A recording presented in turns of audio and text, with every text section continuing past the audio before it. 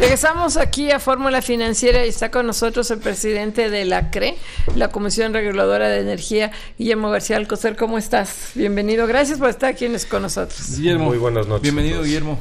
Oye, Guillermo, empecemos porque, bueno, ya tuvimos oportunidad de desayunar contigo y platicar. Lo que nos decías, la calificabas como la reforma silenciosa, que es un término que a mí me gustó, porque efectivamente, y acabamos de entrevistar a Jaime Hernández de la Comisión Federal de Electricidad, hablamos muchísimo de petróleos y que si la temporada abierta, que si ya pasó, y que si la ronda 1.2 y la 2.4, y de lo que son las subastas eléctricas hablamos poco, en parte porque es súper complejo entenderla, nada más, bueno, subasta y punto, ¿no? Cuéntanos es muy importante, muy relevante esta reforma eléctrica. Cuéntanos, por favor. Muchas gracias. Efectivamente, la reforma energética en materia eléctrica es tan potente o tal vez más potente que la reforma en hidrocarburos. ¿Por qué menciono esto? Porque le da al industrial, al hogar, al comerciante la posibilidad de tomar el control de su energía, el poder generar la electricidad que quiere, al costo que quiere y tomarla en el momento que desee. La reforma posibilita a buscar opciones, a buscar contratos bilaterales para poder tener una planta eólica, una planta solar, una planta basada en gas natural, en cualquier mini hidro que utilizan agua, y le da también a la Comisión Federal de Electricidad grandes posibilidades para renovar su parque de generación, generar energía cada vez más limpia y mejorar sus costos. La competitividad de un país casi siempre se puede medir en función del costo de su fluido eléctrico, y México ha tenido históricamente una electricidad relativamente cara respecto a otros socios de la OCDE. La reforma energética, por ende, le va a dar la oportunidad al país a cambiar esa matriz energética y volverse todavía más competitivos de lo que ya somos. Sí, Guillermo, creo que este tema es fundamental porque tiene que ver con muchos temas. Uno, en primer lugar, la transformación de la Comisión Federal de Electricidad, que con esta reforma energética pues tiene el compromiso de, primero, desmantelar este monopolio en el que venía operando durante muchos años. Segundo, crear una serie de empresas en las que se divide. Tercero, enfrentar la competencia. Y yo allí te preguntaría, ¿qué tan fácil está resultando para ustedes como reguladores aprobar, llevar adelante y generar todo este entramado de instituciones para poder hacer lo que realmente dice la reforma energética?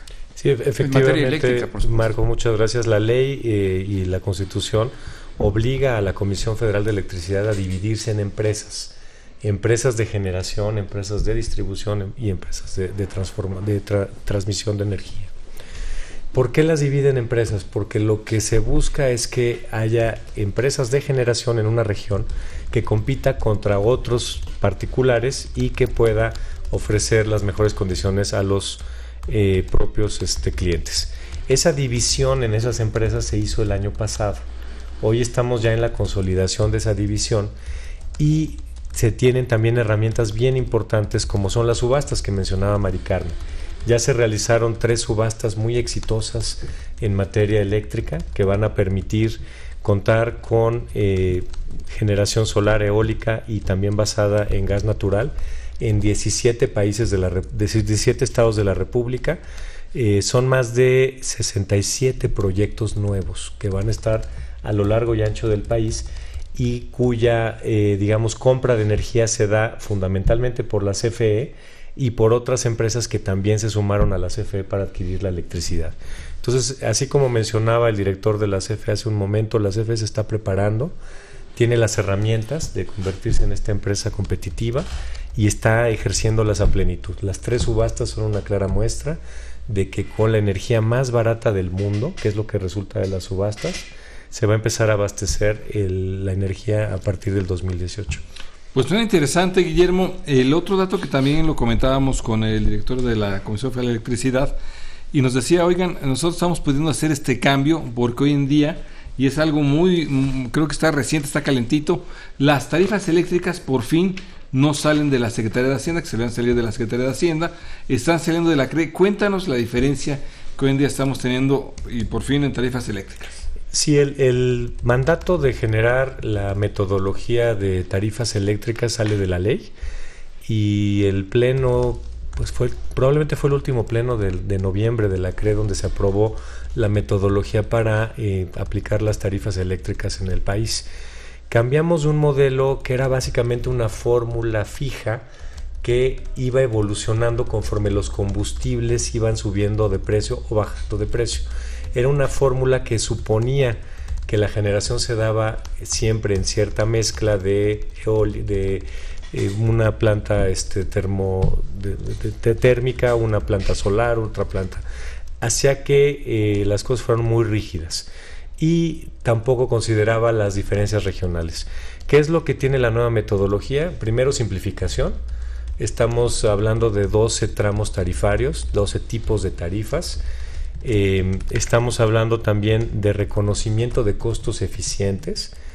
¿Qué cuesta generar la electricidad en qué región? Eso es lo que reconoce la tarifa. Y también un elemento bien importante, que es que tenemos nodos de electricidad. Un nodo es un punto en una región a partir del cual se alimenta la misma. Cada nodo tiene su precio. Si se fijan, se asemeja mucho a lo que hemos platicado de gasolinas. El poder tener precios regionales, tarifas regionales, va a generar el incentivo también a la inversión, porque donde haya oportunidad para poner una nueva planta, pues te lo va a decir el mismo precio de la electricidad que se está dando en la región. Y lo que es también bien importante es que estas tarifas son las que van a permitir detonar el mercado eléctrico mayorista, porque en la medida en que tienes ya el precio con el que vamos a estar trabajando en el futuro, las personas que quieran obtener otro tipo de trato, otro tipo de servicio, van a poder optar por ese servicio comparándolo con el costo que les ofrece la CFE. Y finalmente también te da el incentivo a la CFE de ser más competitivo. El esfuerzo de reducción de costos que está teniendo la CFE no es gratuito, tiene que ver con buscar ser competitivos frente a lo que es inminente, que es la competencia de otros generadores. Para nosotros, para el pueblo, o sea, para las grandes empresas, los grandes usuarios, pues pueden o autogenerar o comprarle a otros grandes usuarios. Nosotros, como personas físicas, ¿qué beneficio vamos a tener? O sea, podemos descartar que así como ya no va a haber gasolinazos en el 2018, tampoco tendremos electrolazos. ¿Cómo se dirá? Tarifazos. La decisión que tomó la CRE fue sobre la metodología técnica de costo. La Secretaría de Hacienda en la misma ley tiene la facultad de establecer los subsidios y los estímulos que se dan a la electricidad. Es una bonita palabra. Sí. Y en este caso, la Secretaría de Hacienda publicó que para lo que queda de 2017 y todo el año 2018, los hogares, las tarifas domiciliarias y agrícolas se mantienen en los términos en los que están previo. O sea, no subirá ni siquiera conforme a la inflación, nada. Se mantiene. Entonces eso... Vota PRI. Eso lo que implica es que, bueno, ellos estarán tomando las decisiones. No, yo no me la secretaria. Ellos estarán tomando sus decisiones fiscales, pero te da más bien te da gran certeza de que no va a haber sobresaltos en estos campos. Ni la inflación. Así es. Oye, yo te quiero preguntar, hacer una cuestión mucho más amplia sobre esta apertura del sector eléctrico que va avanzando, por lo que veo, pues muy rápidamente. Pero, ¿qué es lo que se está pensando para disminuir y eventualmente reducir, eliminar la severa dependencia que tiene el sector eléctrico respecto del gas natural? Que el otro día platicábamos con tu colega de la Comisión Nacional de Hidrocarburos, Juan Carlos Cepeda, y él nos decía que importamos alrededor del 80% del gas natural que se consume en el país, y el gas natural pues es esencial para la industria eléctrica nacional. Pues muchas gracias, Marco. Efectivamente hay que tener una matriz más equilibrada. Hoy en día tenemos un 80% de la generación basada en energía fósil y un 20% basada en energía limpia. La meta que tenemos como país, que está establecida en la Ley de la Transición Energética, es que para el 2024 debemos estar alcanzando 35% de energía limpia. 35. Pero ¿saben cuál es la buena noticia? Que cuando la ley de la transición energética se publicó, todavía no venía la revolución tecnológica de la generación solar y la generación eólica. Y la meta del 35% la vamos a alcanzar en el 2021.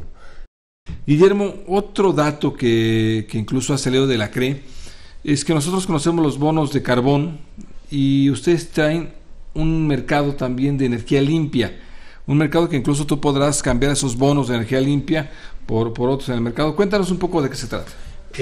También con base en la reforma se crearon los certificados de energía limpia, los CELS.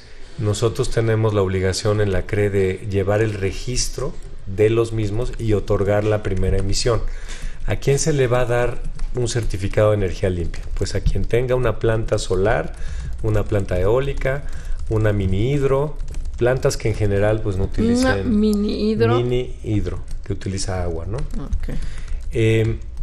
¿A quién se le da? A los generadores. ¿Quiénes son los obligados a demostrar que tienen certificados? Los consumidores, los grandes consumidores. Entonces va a haber un intercambio entre quien tiene el CEL y quien debe ostentarlo ante la autoridad. A ver, vamos a ABC.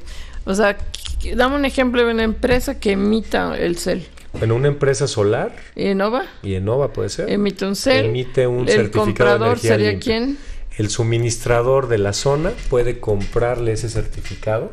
O sea, el que vende la electricidad a otro. El que vende la electricidad a un El consumidor, de tal suerte que el consumidor, que el consumo siempre esté avalado por un porcentaje de certificados y digamos, limpios. Bimbo es el que consume, por decir algo, o no, una empresa. Una empresa compra, tiene su CEL y dice yo tengo 5%. con eso cumple con la ley de la transición energética, que le obliga a tener un porcentaje de su consumo basado en energía limpia. Entonces, ¿qué es lo que genera este certificado? Pues un incentivo a la construcción de estas plantas. Si de repente las plantas son escasas en algún año, imagínate, pues el certificado sube de precio y eso manda la señal para que haya que construir nuevas plantas para otorgar esos certificados de energía limpia. Lo que estamos haciendo en la CRE es desarrollar el sistema mediante el cual todo el tiempo vamos a saber quién es el dueño de cada uno de los certificados. Para poder ir a verificar. El mercado ahí yo creo que es bien importante esto, Guillermo, porque, a ver, es una especie de mercado en el cual estos certificados con un determinado valor van a incentivar que se creen nuevas empresas de generación de energía limpia. Hoy, ¿cómo estamos en ese diagnóstico de inicio, de arranque? ¿Cómo arrancamos? ¿Cómo estamos? Y en perspectiva con este nuevo mercado, ¿cómo se puede potenciar la participación de empresas de energías limpias? La idea es que se arranca con un porcentaje relativamente pequeño que determina la Secretaría de Energía, que es de 5% para el año 2018. Ese porcentaje va creciendo poco a poco, más o menos un punto porcentual por año, y eso va permitiendo que pues proyectos que tienen una maduración probablemente de 2 años pues se vayan de una vez programando, ¿no? Para ver si hay los suficientes certificados hacia adelante. Si ustedes se fijan en las subastas, la Comisión Federal de Electricidad está subastando también la compra de certificados de energía limpia. Y en ese sentido se explica por qué vienen todas estas plantas, más de 68, que vienen con base en las subastas con esa tecnología, ¿no? 68 ya vienen con esta tecnología. 68 entonces, plantas de las 3 primeras subastas. Las primeras con energía limpia, entonces. Con pura energía renovable. limpia. Bueno, pues suena bastante bien. Oye, cuéntanos un poco el tema de la concepción de la industria, lo decíamos en el segmento anterior. Los acereros hablaban mucho de que esta energía renovable iba a ser muy cara. Por ejemplo, recuerdo algo que decía la Canacero, que era muy cara. Y de repente vimos que esta energía renovable, pues lejos de ser cara, más bien ha sido barata, ha sido más económica. Cuéntanos cómo son los precios. Yo creo que es una historia en la que nos vimos inmersos como país, porque la historia de los renovables se pensaba que era algo bueno, pero que era caro, que era un lujo. Y tú puedes ver la memoria de la historia de la discusión de la ley de la transición energética, donde efectivamente cámaras como la Canacero mencionaba que ellos sentían o pensaban que la generación renovable iba a ser un 48% superior en costo que lo que sería un ciclo combinado basado en gas natural. La realidad es que a partir de las subastas que se empezaron a dar en el mundo y lo mismo que se observó en México, nos dimos cuenta que hubo un cambio de paradigma justo en esa discusión, justo unos meses después de la discusión que se tuvo en el Congreso.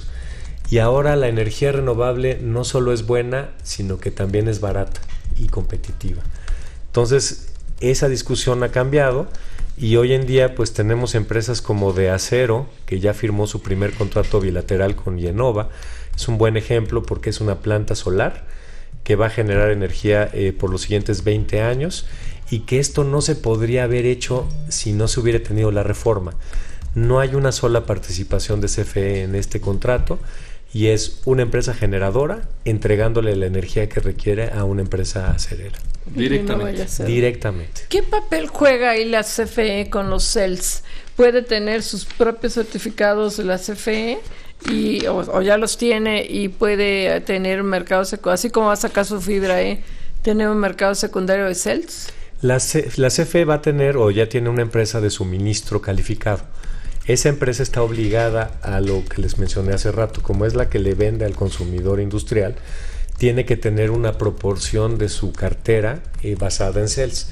Lo que se hizo con la subasta es darle a la CFE suministrador la posibilidad de tener también esos certificados de energía limpia. Ok. ¿El 5%? El 5%. Oye, pues la verdad es que este tránsito hacia las energías limpias está siendo muy rápido por lo que nos cuentas. Con este paso se está acortando el tiempo en el que se iban a cumplir determinadas metas que se habían impuesto, y yo te preguntaría, ya haciendo este ejercicio de prospectiva, ¿qué tanto más se puede ir acortando con este mercado que se está creando? El cambio tecnológico es indudable y lo que más hemos estado viendo es también la evolución de los techos solares, que ese es un elemento que va a darle mucha potencia a este mercado. Por darles un dato, en 2007 teníamos un techo solar en México. Hoy ya tenemos alrededor de 53,000 y en una década. En una década, pero solamente en el último año, Marco, 53,000 techos solares. Solamente en este año se han duplicado los techos solares. Teníamos más o menos 20 y tantos mil a finales del 16 y vamos a acabar el año con unos 60,000. Este cambio es el que ha hecho, por ejemplo, que en California 1 de cada 10 nuevos empleos venga de los techos solares y que sea una industria hoy más grande que la de los hidrocarburos en California. Bueno. Nada más el tema de paneles, instalación, el servicio, el llevarte la medición, el cobrarte, todo eso es un mercado que va a ser muy interesante desarrollar en nuestro país. No, bueno, ya más tiene sol. Tenemos 85% del país con una insolación de la mejor calidad a nivel mundial. Solamente el desierto del Sahara tiene mejor calidad del sol. Solo para que veamos. Oye, hablando de otros temas, Guillermo, ahora sí cuéntanos el tema de la gasolina, que obviamente tú has estado regulando el tema de la gasolina en la CRE, en la Comisión Reguladora de Energía. Hoy en día, bueno, pues estamos viendo una apertura de gasolineras, una apertura de gasolineras. Sin embargo, todavía vemos la de Pemex. Acabamos de platicar con el director de Pemex Transformación, Carlos Murrieta. Ya vemos que se está transformando, pero ya empiezan a llegar las nuevas gasolineras. Cuéntanos cómo va esta apertura. Mira, la parte, digamos, de marcas y de diferenciación de producto me parece que va bastante bien. Tenemos hoy en día 32 marcas más o menos trabajando ya en el país, incluyendo Pemex, por supuesto. Modelos de negocio interesantes, como la tienda de conveniencia, pues los baños limpios que siempre menciona también Mari Carmen. Que yo sí hago mucha pipí. No, pues es que es un tema importante, es un servicio que se da. No, sobre todo en las carreteras, de veras lo aprecias muchísimo, ¿no? Son 32 nuevas marcas. Donde sea, pero que te llegues y te pares y el baño esté limpio y la carretera es una maravilla. También tomas un café y también... Bueno, sí, estoy de acuerdo, en cualquier restaurante, de acuerdo. En Entonces, cualquier casa. Va avanzando estas 32 marcas, ya tienen más de 2,000 gasolineras con una cara diferente, algunas de ellas con producto diferenciado. ¿Todas nuevas? Son 1,000 nuevas, digamos, que se han creado a partir de la reforma y muchas otras que se han convertido, ¿no? Yo creo que poco a poco vamos a ver primero un movimiento de conversión Y eventualmente vamos a tener un aumento de gasolineras, más o menos a un ritmo. Porque todavía, y lo dice mucho la COFESE, todavía hay muchos pueblos o muchas ciudades, no tan pueblos, donde hay un solo distribuidor de gasolina que es el dueño de todo y que entonces no quiere competir y no deja que en 300 kilómetros haya otra. Claro. ¿Se da todavía mucho esto? Mira, tenemos 40% de los municipios del país, 40% que no tienen una sola gasolinera. Fíjate qué horror. Qué bárbaro. Era un modelo que estaba basado en garantizar una renta. Y en la medida en que poblaciones pequeñas pues no podían ser abastecidas por una gasolinera tipo, pues pues no llegaba la gasolinera. La verdad es que es un tema bien relevante porque es algo con lo que estamos todo el tiempo los consumidores teniendo una relación. La gasolina no solamente es el precio, sino también la calidad, y ahora con la competencia es importante. Por eso te preguntaba, los compromisos de inversión que están teniendo todo este cúmulo de empresas que están llegando a México para estar en el último eslabón de la cadena, ya como expendio de gasolinas, ¿qué tanto se está registrando esta inversión? ¿Cómo la vienen ustedes registrando? Porque me imagino que hay comprometida y alguna que ya está siendo una realidad. Sí, lo que hemos estado viendo es 1,000 gasolineras nuevas a partir de la reforma energética, y pensamos que debe haber otras 10,000 más o menos más, unas 11,000 gasolineras nuevas. El ritmo al que estas gasolineras han crecido pues ha sido relativamente lento, si quieres verlo así, y se explica sobre todo por pues cómo las reglas han ido decantándose, ¿no? Acuérdate que en 2015 teníamos precio único, en 2016 era precio máximo, pero era único a nivel nacional, y es hasta este año 17 que empezamos con un precio regional diferenciado que mandaba las señales a la inversión de manera correcta. Es a partir de esa regionalización de los precios administrados y su posterior flexibilización o eliminación que empezamos a ver fluir la inversión. Empezamos a ver cómo llegaron estas 32 marcas. Por cierto, muchas de ellas son mexicanas, aun cuando también hay unas 8 o 9 extranjeras. Y ya empezamos a ver operaciones mayoristas, ¿no? Que Mari Carmen siempre me las pide cada vez que tengo oportunidad de hablar con ella. Es constante en es constante en su demanda, pero ya tuvimos la primera operación de una empresa que es Exxon, que logró tener toda su operación independiente a la infraestructura existente en el país. Ya abrió las primeras 8 gasolineras, a principios del año va a tener más o menos 50 en total. BP ya abrió su gasolinera número 100. Las empresas están creciendo. Las de BP son Pemex. Son abastecidas por Pemex y aditivadas por BP. De BP. El aditivo ahí es la diferencia. Viene Glencore el año que entra, viene también Valero en 2018. Entonces vienen los mayoristas empujando, pero tienes que tener primero una base de consumidores ya puesta en el terreno, ya con consumidores que ven tu producto con simpatía. Fíjate que esto es importante, Guillermo, por el tema del gasolinazo que fue este año, precisamente lo comentábamos hace unos momentos. En efecto, fue muy complicado dar este paso con la gasolina, ligarla un poco más al precio internacional. Pero si no se hacía, también esto jamás iba a aparecer, este mercado. Es correcto. Yo creo que la medida fue necesaria, y poco a poco vamos a empezar a ver cómo, por ejemplo, nuestros almacenes, que hoy en día estamos en 3 días de almacenamiento, cualquier problema logístico, operativo, social, te puede generar desabasto. Creo que mencionaban hace rato el tema de la disponibilidad de algunos productos. Estamos hoy en día en una operación muy basada en el just in time. Este mercado no puede funcionar en el justo en tiempo. Guillermo, hemos hablado de gasolina, hemos hablado de electricidad. ¿Qué pasa con el gas natural, el gas LP? El gas natural. En noviembre la inflación se elevó muchísimo por el gas LP, subió mucho de peso inesperadamente. ¿Qué podemos ahí esperar? Bueno, primero en gas natural, yo creo que es la segunda reforma silenciosa, si le podemos llamar también así. Sí. Ya habiendo transcurrido todo este año, les puedo comentar que hoy ya tenemos 30% del gas natural comercializado por terceros diferentes de Pemex y de CFE. Empezamos el año con 2 comercializadores, hoy tenemos 30 más Pemex más CFE. Okay. Tuvimos con Senagas el tema de la reserva de capacidad, donde el 40% de la capacidad que administra Senagas ya está en manos de particulares también. Y el gas natural pues está teniendo un movimiento bien importante, ¿no? Vienen varios proyectos para importar gas desde Estados Unidos y viene la reactivación de la cuenca de Burgos, que es lo que platicó con ustedes Juan Carlos, sí. Me imagino esta semana, sí. ¿No? En la que estamos trabajando todos para generar las condiciones para que pueda haber producción nacional que complemente obviamente los esfuerzos que se están haciendo en la materia. Tú no podrías entender el desarrollo de la industria aeronáutica y automotriz del Bajío sin el gas natural. Es un precursor bien importante para la productividad regional, y yo me acuerdo estando en CENER que llegaban las empresas armadoras y te decían: sí puedo considerar este estado, pero siempre y cuando ustedes CENER me digan que voy a tener gas natural, ¿no?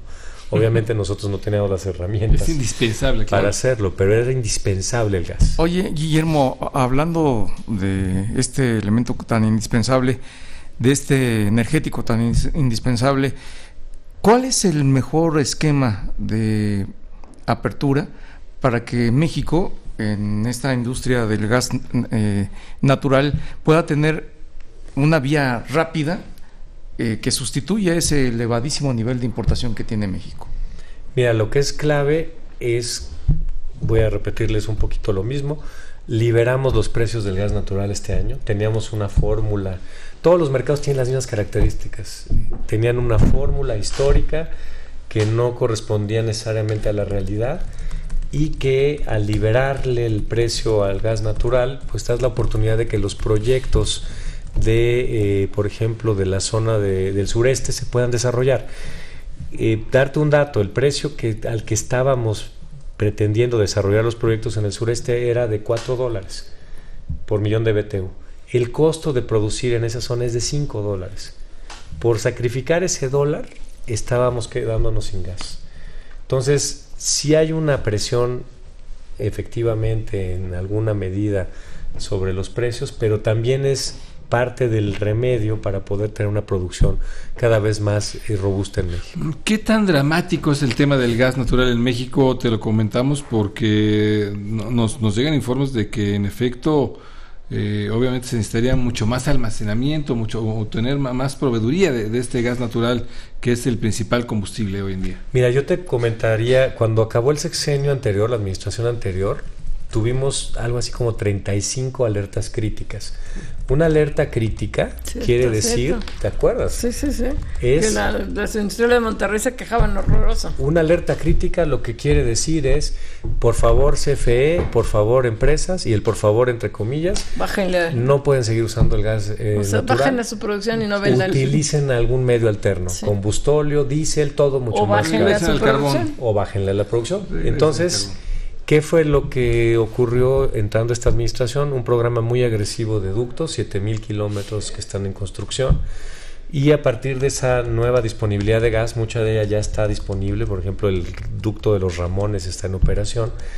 Eso ha permitido que desde 2013 a la fecha no haya habido un solo día con alerta crítica.